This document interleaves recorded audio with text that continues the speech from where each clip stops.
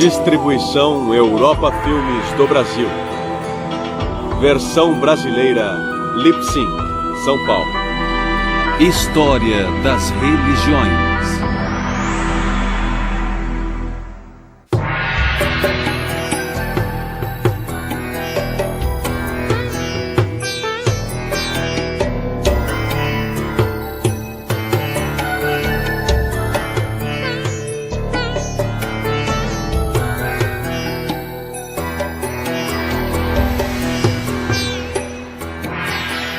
Hinduísmo.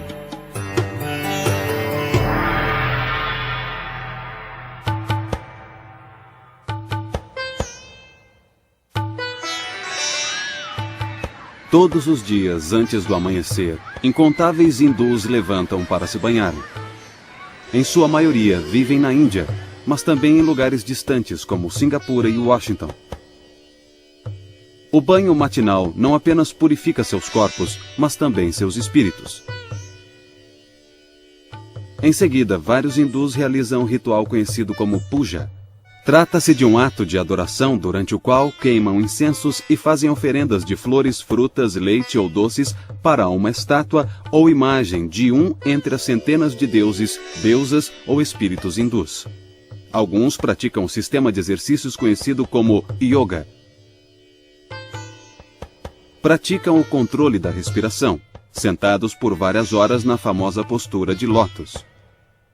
O hinduísmo abrange uma ampla gama de crenças e práticas. Com efeito, muitas doutrinas e práticas do hinduísmo parecem ser contraditórias, conforme o antigo se mescla ao moderno.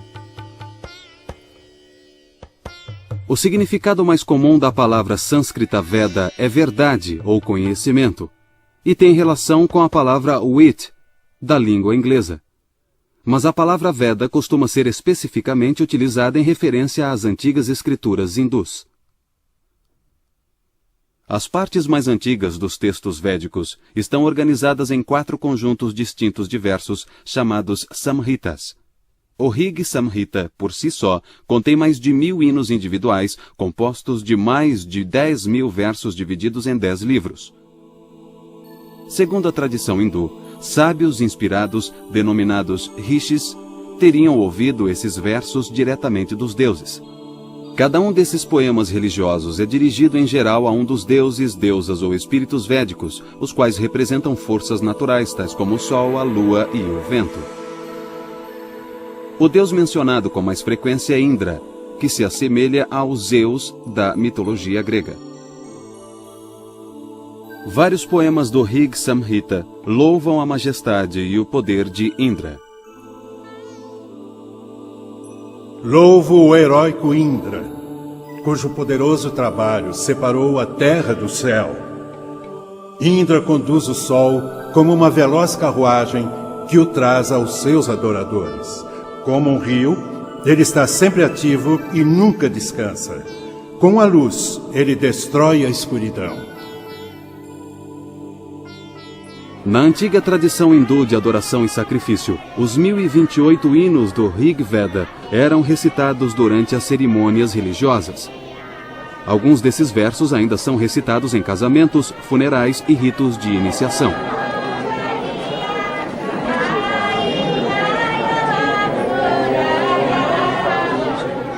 Os simples atos de recitá-los é sagrado, assim como o som produzido.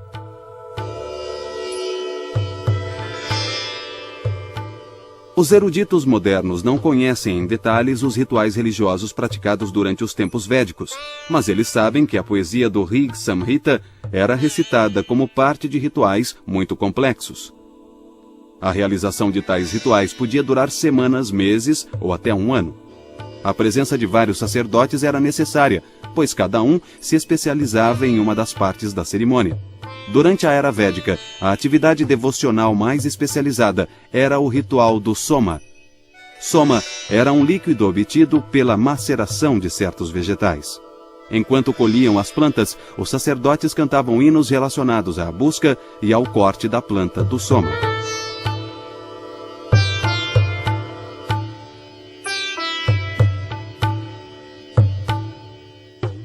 Os brahmanas, compostos aproximadamente entre 1800 a.C., adotam um tom insistente ao defender tanto a importância dos rituais quanto o costume de presentear os sacerdotes que os realizam.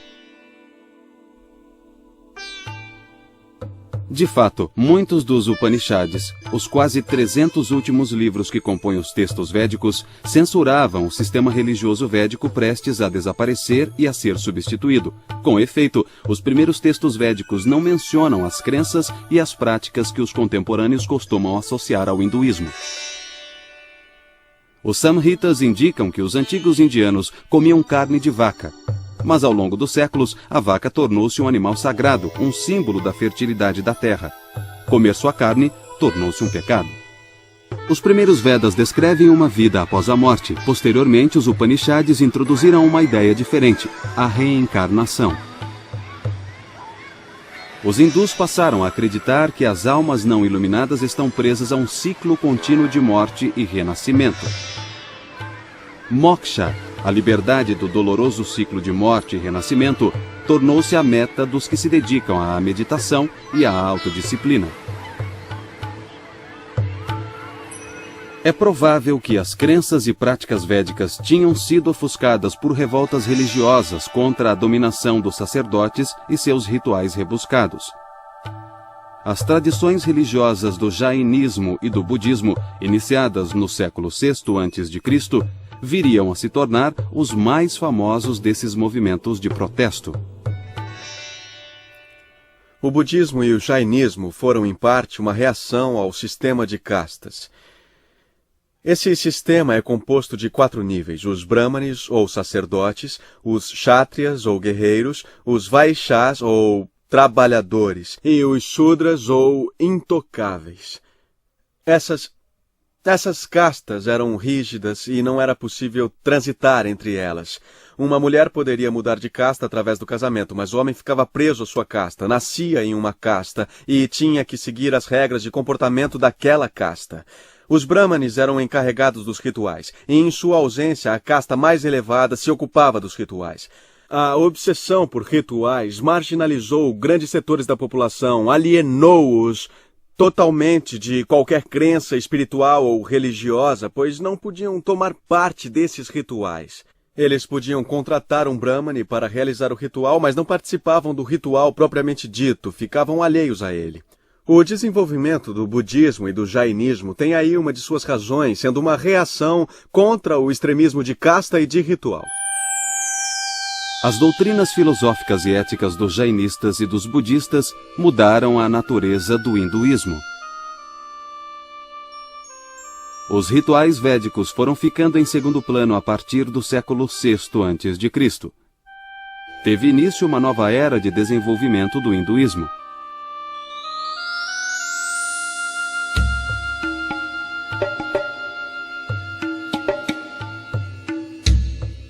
Em 326 a.C., as tropas de Alexandre Magno cruzaram o rio Indo, situado no noroeste da Índia.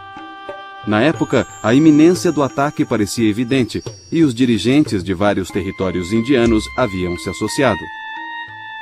Isto criou o que viria a ser chamado o Império dos Maurya. Os soldados de Alexandre, porém, se recusaram a ir além do rio Indo. Mas a política indiana já havia mudado. Em cerca de 250 a.C., Ashoka tornou-se imperador da dinastia dos Maurya. Expandiu o império por meio de violentas guerras de conquista, durante as quais centenas de milhares de pessoas morreram. Farto do derramamento de sangue, Ashoka voltou-se para a fé budista em busca de consolação. Ele influenciou profundamente a vida religiosa indiana devido ao apoio oferecido aos budistas. O apoio real ao budismo e ao jainismo continuou ao longo de um milênio, o que explica, em parte, a ausência de monumentos religiosos hinduístas antes do século IX da era cristã. Embora poucos edifícios religiosos hindus tenham sobrevivido, as bibliotecas mostram que o hinduísmo estava reagindo aos desafios colocados por budistas e jainistas, porém de forma mais intelectual do que material. A resposta hindu assumiu duas formas. Primeiro, os hindus reestruturaram seus sistemas filosófico e teológico. Aprofundaram ideias budistas e jainistas ou criaram argumentos contra elas.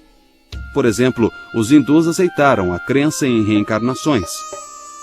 Adotaram outros conceitos como o karma, que é a soma das influências negativas e positivas geradas por boas e más ações. Os hindus também abraçaram a ideia de que o karma pode ter um impacto que se propaga ao longo de várias encarnações, mas rejeitaram a noção de que Buda tivesse aprendido o caminho para a salvação. O segundo tipo de resposta hindu foi a ênfase à adoração de divindades pessoais. Os deuses que se tornaram objeto de adoração não eram os mesmos encontrados nos textos védicos. Vishnu, Shiva, Krishna e Rama ganharam destaque, ao passo que Indra e os outros declinaram. Os Upanishads continham algumas indicações das respostas da filosofia hindu ao budismo e ao jainismo. Por exemplo, o Taittiriya Upanishad começa com várias afirmações que são citações quase exatas de tratados budistas. Entretanto, em sua continuação, o Taittiriya Upanishad conclui que existe um verdadeiro ser interior, o que os budistas negam. Os filósofos e teólogos hindus começaram a sistematizar ideias que não haviam sido plenamente desenvolvidas nos Upanishads. No fim do século VIII e início do século IX d.C., um filósofo talentoso chamado Shankara viria a se tornar o mais célebre expoente da posição que veio a ser conhecida como Advaita Vedanta. Advaita significa literalmente não dual. O Advaita Vedanta afirma, portanto, que a realidade suprema, ou Brahma, e o ser individual, ou Atman, são um só. Shankara afirmou que os deuses são formas interiores de Brahma e que as pessoas não se prejudicavam adorando um deus pessoal. O próprio Shankara era adorador de Shiva. Shankara acreditava que, no fim, cada um deveria ultrapassar essa dependência das deidades individuais. Disse que cada um de nós viria a compreender que os diversos deuses são reflexos imperfeitos do que ele chamava de Brahma sem atributos. O Advaita Vedanta de Shankaracharya é uma posição muito forte na Índia. A questão é, por que é uma posição tão forte?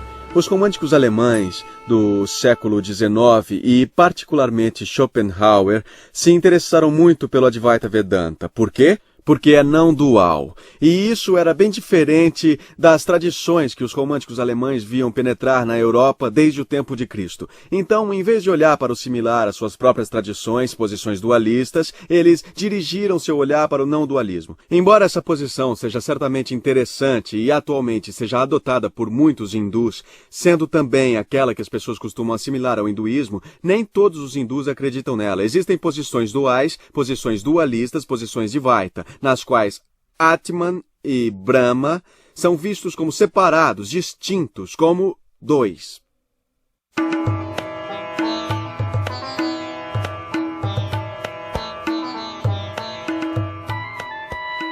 Os primeiros séculos da era cristã testemunharam uma imensa explosão de energia criativa na Índia. Havia teatro, poesia, histórias e muitas outras formas de literatura que expressavam a nova criatividade dentro da civilização hindu. Duas obras vieram a ter importância tanto literária quanto religiosa.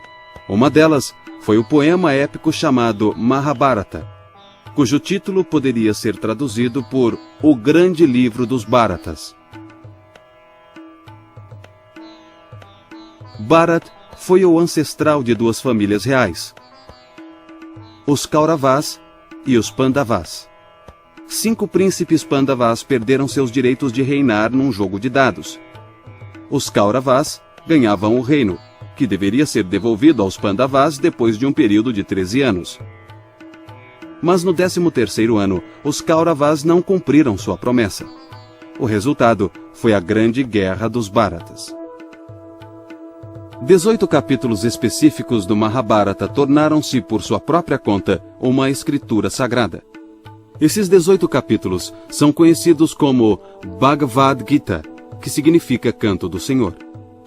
A Gita é um diálogo entre o príncipe Pandava, Arjuna, e o cocheiro de sua carruagem, que é o deus hindu Krishna, em forma humana.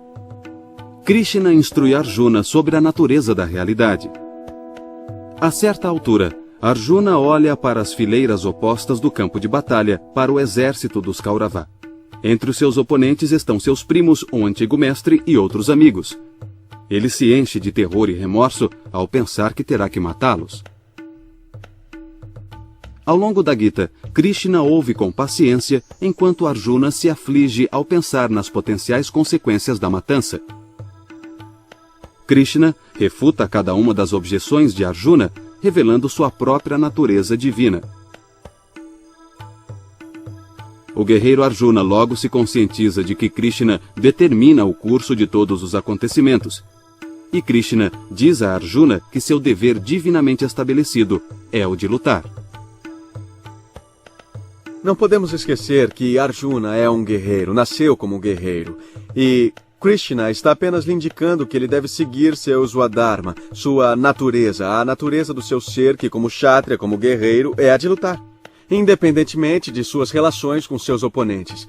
Então, sendo assim, se Arjuna agisse de outra maneira, por exemplo, seguindo sua dharma, a natureza de um brahmane de uma outra casta, da casta dos sacerdotes, estaria fazendo a pior coisa possível.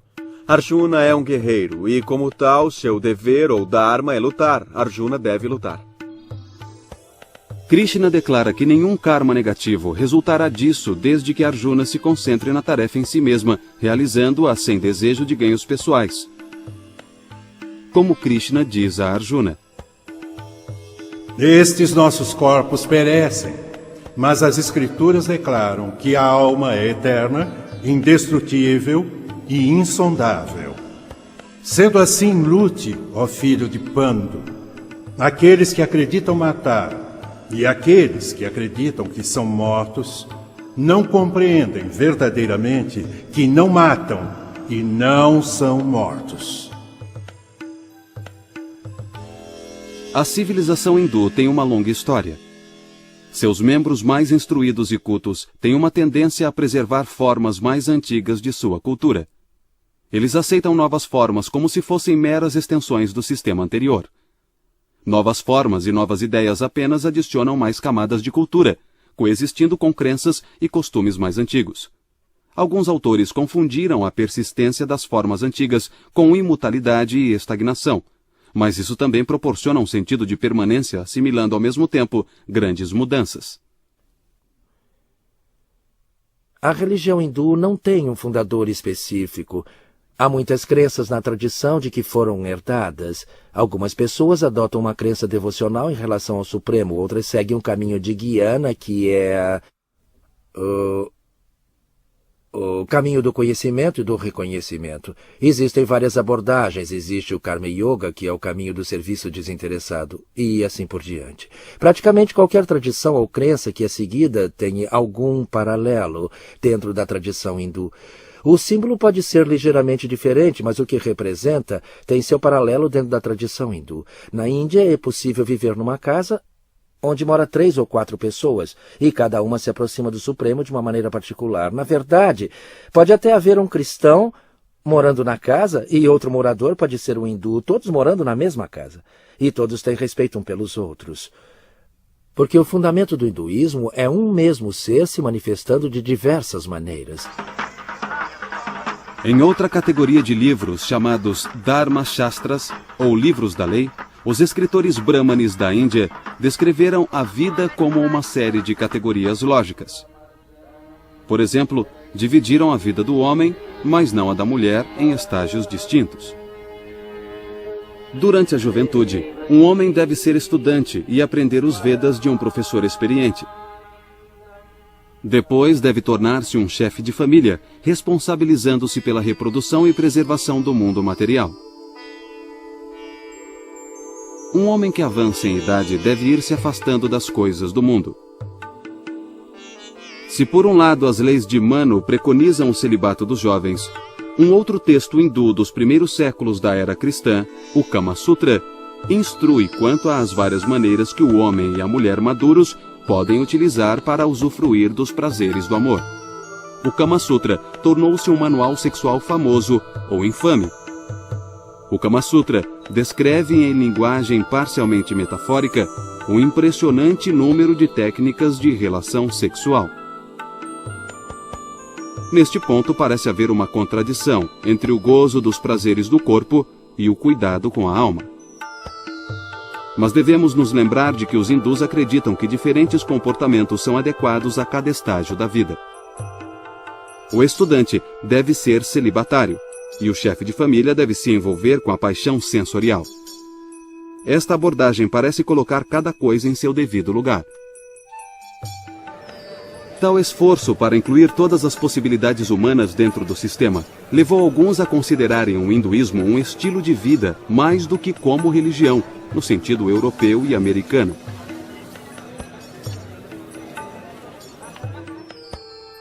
Uma outra dimensão do estilo de vida hindu surgiu no que poderia ser chamado de Baixa Idade Média da Índia.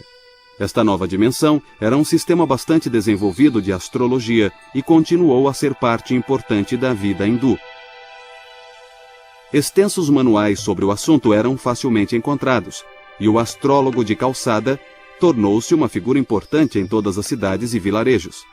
No caso de decisões importantes como a realização de um casamento, os horóscopos da noiva e do noivo recebiam cuidadoso estudo. Os horóscopos também eram consultados para escolher o dia mais auspicioso para o casamento. Assim, tanto as estrelas como as fases da lua, os dias do mês e as horas do dia têm um papel de destaque na vida dos hindus. Dessa maneira, a astrologia se assemelha à água como um dos elementos práticos do hinduísmo. Hindus, judeus, cristãos e muçulmanos utilizam a água tanto física quanto simbolicamente, como substância de purificação. Os cristãos entram em uma nova vida através do batismo. Os muçulmanos têm que se lavar antes de orar para se purificarem. Da mesma maneira, os hindus consideram o banho como um ato que remove qualquer forma de impureza, razão pela qual a maioria dos hindus se banha todas as manhãs. Os hindus consideram o rio Ganges, no norte da Índia, como a água mais pura do mundo. Muitos hindus acreditam que um banho no Ganges elimina todos os pecados.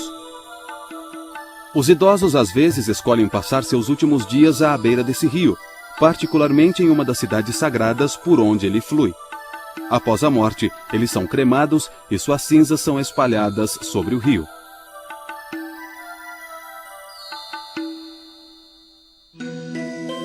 Durante os séculos IV e V d.C., o hinduísmo ressurgiu como religião dominante na Índia depois de superar os desafios colocados pelo budismo e jainismo.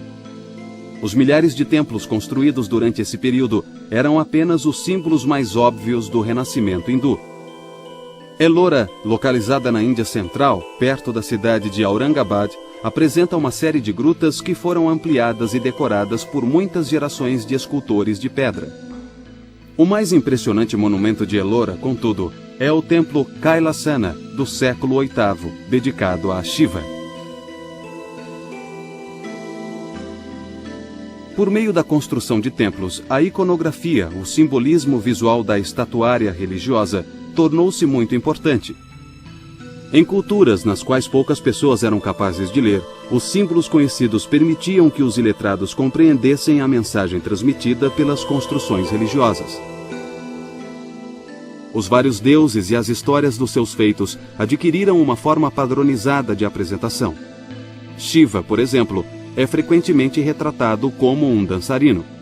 A ideia religiosa é que a dança de Shiva mantém o universo em movimento. Outra representação de Shiva é a do Mahayogi, o meditador cósmico. Essas imagens apresentam Shiva sentado na postura de lótus, com os olhos apenas entreabertos, focalizando a ponta de seu nariz. Como outros ascetas errantes, Shiva está sentado sobre uma pele animal. Seus cabelos estão enrolados no topo da cabeça e disse que é deles que o Ganges flui. A ideia simbolizada aí é a de que a meditação de Shiva cria e sustenta o universo. As imagens dos deuses hindus são instaladas nos templos e são tratadas como se fossem pessoas. As imagens são adoradas por meio de orações e oferendas de alimentos, além de serem banhadas e vestidas regularmente. Judeus, cristãos e muçulmanos consideram a adoração de imagens como idolatria. Mas os hindus sabem que Deus existe espiritualmente e não pode ser reduzido a uma imagem ou estátua. Embora mostrem grande respeito pelas imagens em si mesmas, os hindus cultuam na realidade o que as imagens representam. Na maneira hindu de ver as coisas, só há um ser que se manifesta de diversas maneiras. As deidades são cristalizações desses princípios. A mesma consciência universal se manifesta em cada deidade, mas é uma das naturezas de Deus ou um dos sabores de Deus que é representado pelas deidades. Por exemplo, o aspecto de Deus que remove os obstáculos é personificado como Ganesha, mas sob o aspecto externo está a mesma consciência onipotente. Quando adoradores hindus se dirigem a um templo particular, realizam os rituais de puja, isto é, a adoração composta por oferecimento de alimentos e orações para a imagem do Deus. Acredita-se que a deidade absorva a essência do alimento e da roupa a ela oferecida. Os adoradores hindus ganham mérito espiritual por meio das oferendas aos deuses. Também ganham reputação de pessoas que oferecem sacrifícios, o que aumenta o seu prestígio dentro da sociedade. Puja no templo, porém, é um evento relativamente raro na vida do hindu comum, que costuma oferecer um puja diário a um pequeno templo dentro de sua própria casa.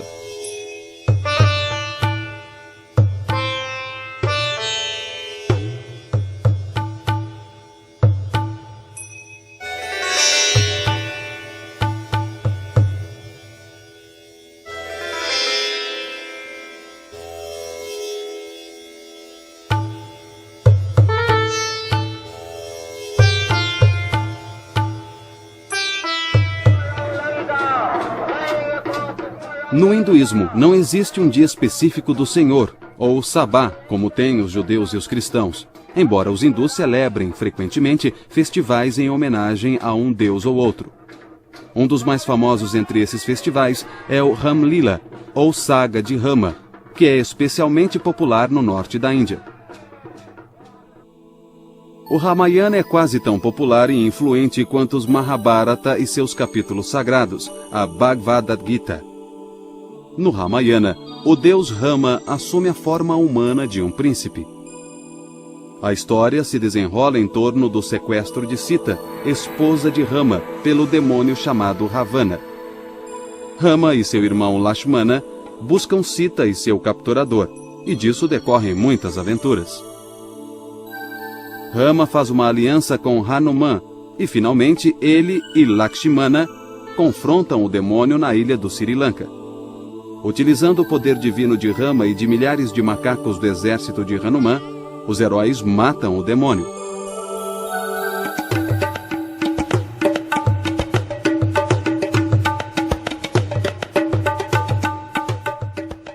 Durante o Ramalila, associações de bairros patrocinam uma série de atividades que se estendem por uma semana. A cada noite, as associações de bairro realizam apresentações para contar a história do Ramayana. As peças dão aos artistas amadores a chance de mostrar seus talentos.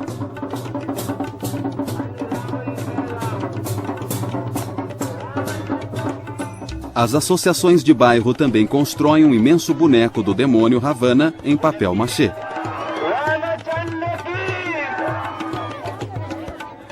O ponto culminante do festival é o momento em que o demônio é queimado. No século XI da era cristã, diversas forças internas e externas atuando na Índia contribuíram para dar ao hinduísmo sua forma moderna. A primeira e mais significativa força externa foi a chegada dos muçulmanos. Os muçulmanos provenientes da Ásia Central e do Afeganistão viriam a ter grande impacto na vida indiana. O sultão Mahmud, governante de Ghazna nos séculos X e XI, região atualmente chamada de Afeganistão, ordenou as primeiras grandes invasões muçulmanas pelo Estreito de Khyber.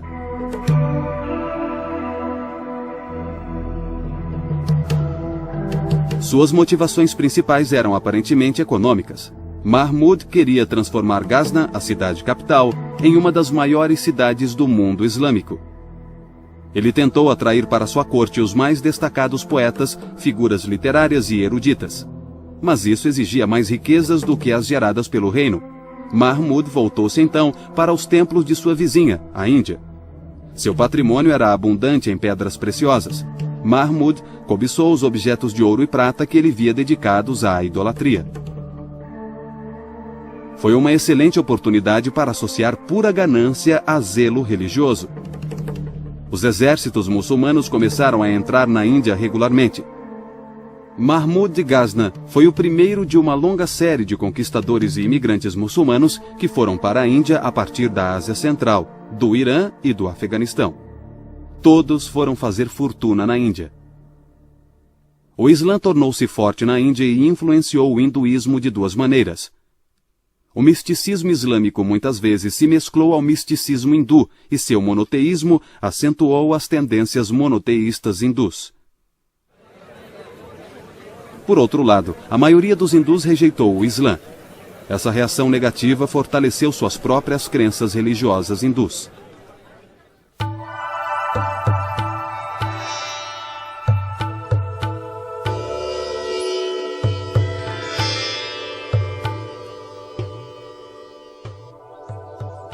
Os movimentos Bhakti renovaram o hinduísmo entre os séculos IX e XVIII da era cristã. Os devotos não estavam interessados nas áridas doutrinas filosóficas dos adeptos do Advaita, que discutiam a realidade última e única do ser. Os Bhaktis, ao contrário, concentravam-se no amor estático por Deus. Abraçaram plenamente os conceitos de sacrifício, entrega e devoção, implícitos na palavra Bhakti.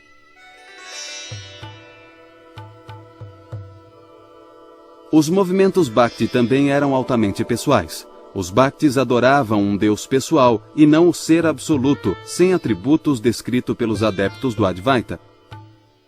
Os crentes imitavam os santos poetas, essenciais para o movimento. As histórias das vidas desses poetas estáticos eram bem conhecidas. Um dos movimentos devocionais que mais se desenvolveu tinha por objeto um ser humano conhecido como Krishna. Acreditava-se que Krishna era uma manifestação do deus Vishnu. Os seguidores de Krishna o reconheciam como divino. Vishnu era apenas mais um de seus nomes. O lugar de Krishna no hinduísmo lembra o de Jesus no cristianismo. Cristo é considerado por seus seguidores como Deus encarnado, enquanto Krishna seria Deus manifesto num corpo. Alguns dos santos poetas eram mulheres, e os movimentos Bhakti costumavam atribuir à mulher um lugar central. Radha, a consorte de Krishna, tornou-se a personagem modelo para seguidores homens e mulheres. A devoção altruísta de Radha e Krishna tornou-se o modelo a ser seguido por todos os devotos de Krishna. Ao longo do século XIX, o hinduísmo gradualmente tomou uma nova consciência de si mesmo. Os hindus começaram a se definir de forma mais precisa, em contraste com outras religiões, tais como o Islã e cristianismo.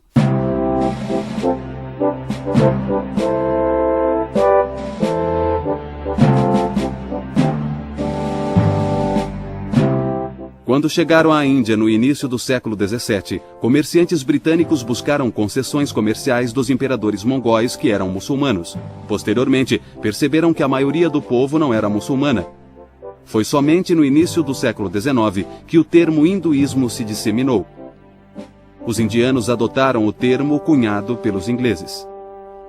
É muito confuso o fato de hinduísmo não ser um termo nativo. Os hindus não se referiam a si mesmos assim antes dos ingleses. Os ingleses usaram esse termo, em parte, como uma forma de distinguir entre hindus e muçulmanos. A questão também acabou se tornando política, pois se você chama a si mesmo de hindu, você atribui a si mesmo mais poder, porque a população se chamava assim em oposição aos muçulmanos.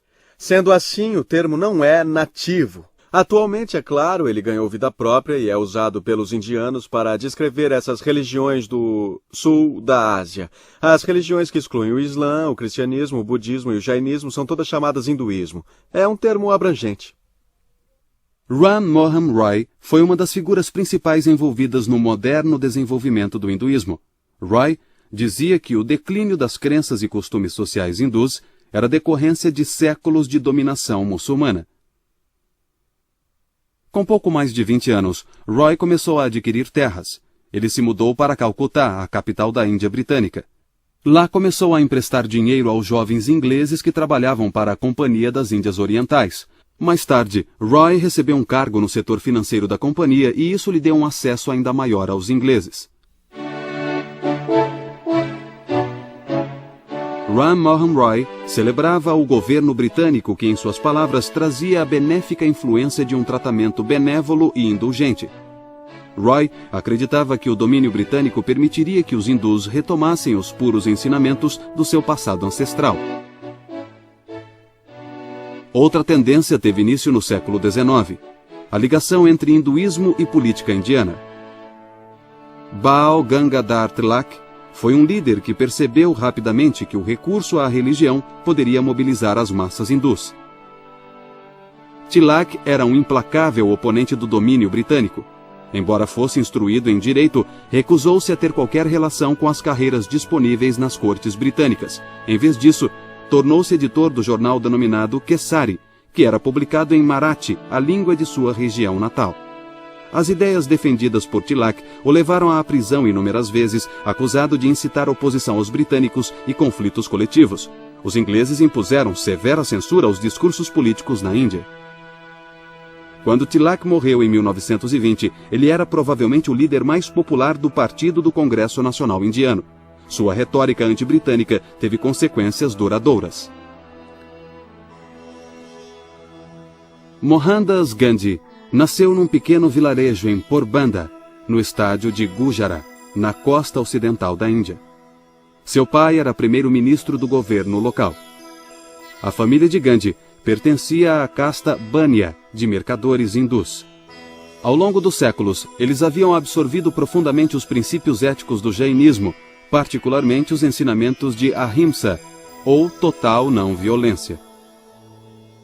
Ahimsa significa a não violência total, ou seja, a não violência em pensamentos, palavras e atos.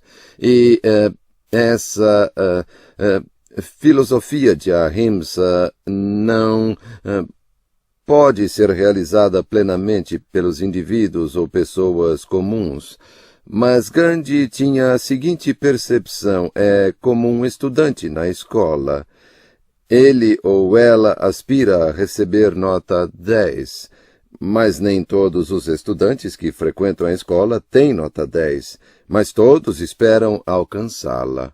Da mesma maneira, podemos nunca conseguir ser totalmente não violentos na vida, mas devemos continuamente buscar alcançar esse nível à medida das nossas possibilidades. Durante a Primeira Guerra Mundial, Gandhi deu grande apoio à causa britânica. Ele esperava que a cooperação resultasse depois em concessões políticas por parte do Império Britânico. Ao contrário, os ingleses decretaram leis extremamente repressivas que limitavam os direitos políticos dos indianos. Gandhi tornou-se então um forte oponente ao domínio britânico. Se antes usar elegantes ternos e chapéus confeccionados em Londres, passou a vestir-se com uma simples túnica branca, como as usadas pelos ascetas errantes. Gandhi começou a se dirigir às massas com a linguagem da religião. Ele descrevia sua tática com a expressão satyagraha, uma refinada palavra sânscrita que significa constância na verdade. A verdade significava muito para ele, teve uma importância tremenda para o meu avô em toda a sua vida. Houve uma época em que ele dizia, Deus é verdade. Então, mais tarde, ele percebeu que a verdade é Deus. O que realmente estamos tentando é alcançar essa verdade suprema, e isso é alcançar a Deus, alcançar o pleno estado divino. Ele chamava seu movimento de Satyagraha, que é uma combinação de duas palavras sânscritas. Satya significa verdade e agraha significa busca de. Ele sentia que todos nós, indivíduos, estamos constantemente buscando a verdade e temos que buscá-la sinceramente se buscamos a salvação.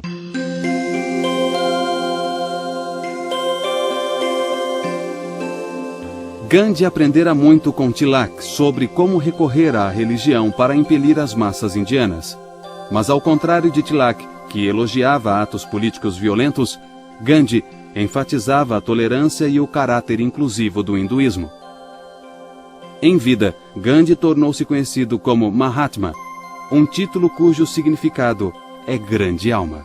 Como Mahatma, ele tentou trazer os não-hindus para o movimento pela independência. Ele veio a perceber que a Índia era constituída por diversas religiões. Há uma significativa população muçulmana, uma significativa população cristã e pessoas que acreditavam em muitas outras religiões tribais. Então, trata-se de um conglomerado de diferentes credos religiosos e não podíamos desejar eliminá-las. Não podíamos declarar a Índia um estado hindu e esquecer o resto das pessoas. O país tinha que sobreviver como um estado leigo que daria oportunidades iguais e direitos iguais às diferentes religiões e às pessoas que acreditavam nessas diferentes religiões. Assim, quando ele percebeu a existência de todos esses fatores, acho que ele percebeu que seria sábio mudar as crenças das pessoas. Entre 1919 e 1924, ele forjou uma aliança entre o Congresso Nacional e um grupo de jovens líderes muçulmanos. Essa aliança foi sempre frágil. Gandhi costumava usar símbolos hindus para propósitos políticos. Por exemplo, ele pedia constantemente que os muçulmanos abolissem o ritual de sacrifício de vacas.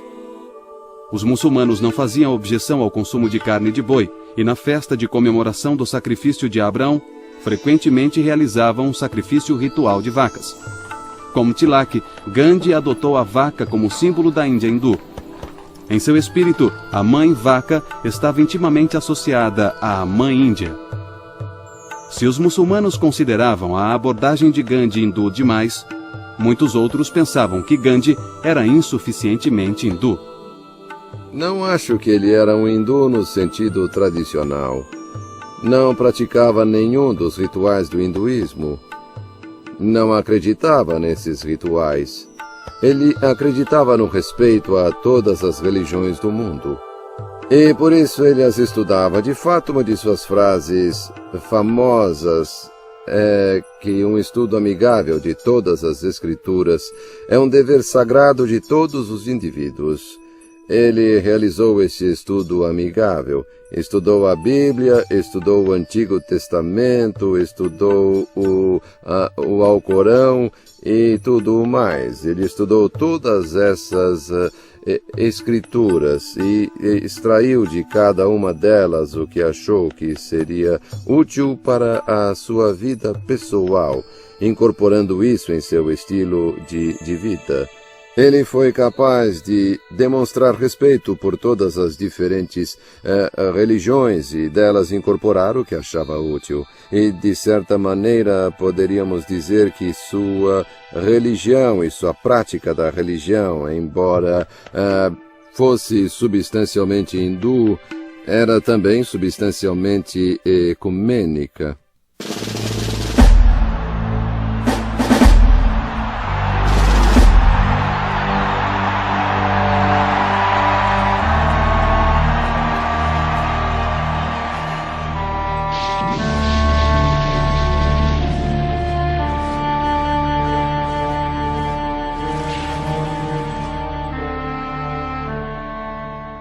Depois da Segunda Guerra Mundial, a Índia Britânica se dividiu.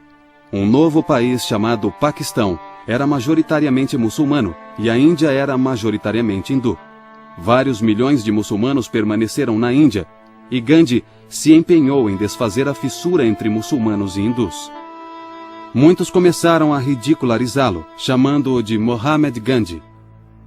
Em 1948, Nathuram Godse aproximou-se de Gandhi quando este se dirigia a uma reunião de orações e nele atirou, matando-o.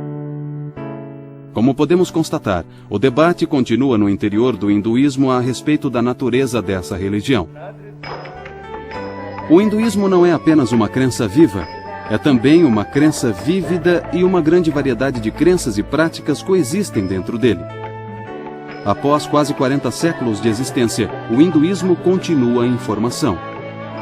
Nenhuma versão exclusiva foi capaz de determinar as doutrinas hindus e seus valores. Talvez o fato mais notável seja a sobrevivência e a adaptação de uma tradição religiosa por um período tão longo. O hinduísmo é uma das mais antigas religiões do mundo, apesar dos impactos e tensões pelos quais passou. Aproximadamente 1 bilhão de indivíduos, de uma forma ou de outra, identificam-se como hindus.